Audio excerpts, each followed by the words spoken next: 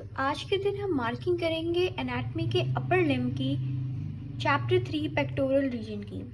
ये वाला चैप्टर जो है ये भी इम्पॉर्टेंट है। इसमें आपने ये जो है सारे पॉइंट्स एक दफ़ा रीड कर लेने हैं, इतने ज़्यादा वो नहीं है इम्पॉर्टेंट। बाकी जो सुपरफिशियल फेशिया है इसको भी आपने सिर्फ रीड कर लेना है। और ये वाली जो डायग्राम है इसको आपने देख लेना है, ये इम्पॉर्टेंट है और ये आपको ड्रॉ करनी भी आनी चाहिए। बाकी जो ये वाला टॉपिक है इसको भी आपने रीड कर लेना है, आपको आइडिया होना चाहिए कि होता क्या है।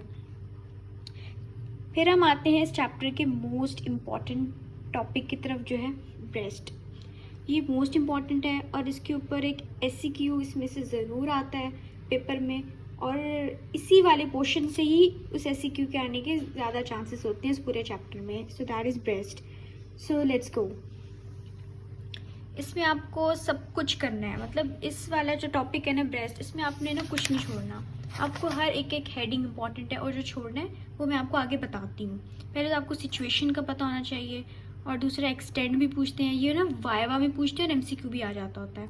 दूसरा उसके डीप रिलेशंस और उसका स्ट्रक्चर वगैरह सब कुछ, और ये जो इनकी डायग्राम्स हैं ये भी आपको अच्छी से आनी चाहिए, क्योंकि अगर आप एनाटमी में अगर आपकी डायग्राम स्ट्रॉन्ग हैं तो आपको SCQs में बहुत मार्क्स मिलते हैं।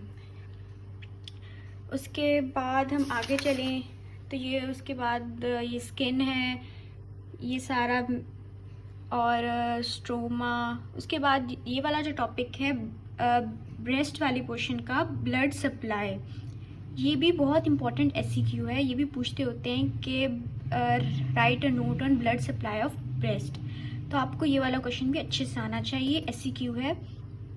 और इसका नर्व सप्लाई, और ये जो है ना लिम्फेटिक ड्रेनेज, ये भी एक ये वाला और दूसरा ये लिम्फेटिक ड्रेनेज, ये मोस्ट इंपॉर्टेंट है। लिम्फ नोड्स आ जाते हैं इसमें और लिम्फेटिक वेसल्स आ जाती हैं, और साथ में ये वाली दो डायग्राम्स, ये मोस्ट इंपॉर्टेंट है, आपको ड्रॉ करनी आनी चाहिए, ये आपने बिल्कुल नहीं छोड़नी, ये दो डायग्राम्स, ठीक है।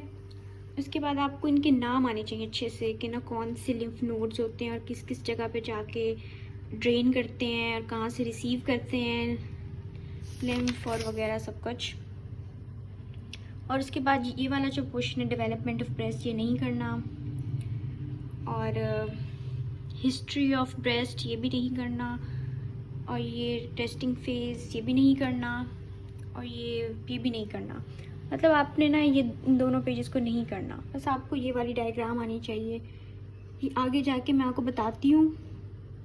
एक इम्पॉर्टेंट क्वेश्चन आता है कि write the content of clavipectoral fascia, तो उसमें आपको ये वाली ये डायग्राम बना सकते हो, ये इसी की डायग्राम है और ये पीछे दी हुई है और क्वेश्चन आगे है।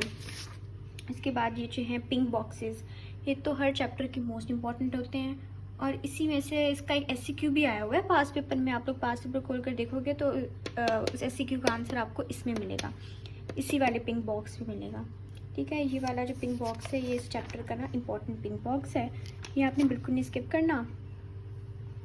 उसके बाद जो डीप फेशिया है ये भी आपने रीड कर लेना है, बस क्यों है और इम्पॉर्टेंट भी है, तो आपने ये वाला क्वेश्चन जो है ना अच्छे से SCQ के लिए प्रिपेयर कर लेना। बाकी जो मसल टेबल्स हैं वो तो आपने स्नेल से ही करने हैं, क्योंकि वहाँ पे बड़े अच्छे मसल टेबल्स दिए होते हैं। आगे जो है इन दो पेजेस में से जो ये वाला जो है ना क्लेवी पेक्टोरल फेशिया, ये इम्पॉर्टेंट है। इसकी आपको ना इसकी ये जो टॉपिक है क्लेवी पेक्टोरल फेशिया, इसकी आपको ना बाउंड्रीज आनी चाहिए, और कौन कौन सी चीज़ें जो होती हैं ना इस फेशिया को से गुजर रही होती हैं ये आपको आना चाहिए। ये 4 चीज़ें होती हैं जो इसमें से गुजर रही होती हैं, इसके नाम अच्छे से आने चाहिए।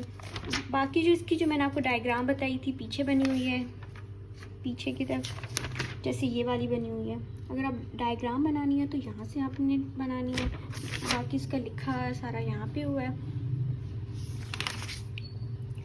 उसके बाद आपने ये वाला पिंक बॉक्स भी देख लेना है, रीड कर लेना है, और ये आपने हर चैप्टर के पिंक बॉक्सेस जो हैं जो एंड में दिए हुए हैं और जो चैप्टर के बीच में दिए हुए हैं सारे रीड करने हैं, और इसके साथ हमारा ये चैप्टर ख़त्म हो जाता है।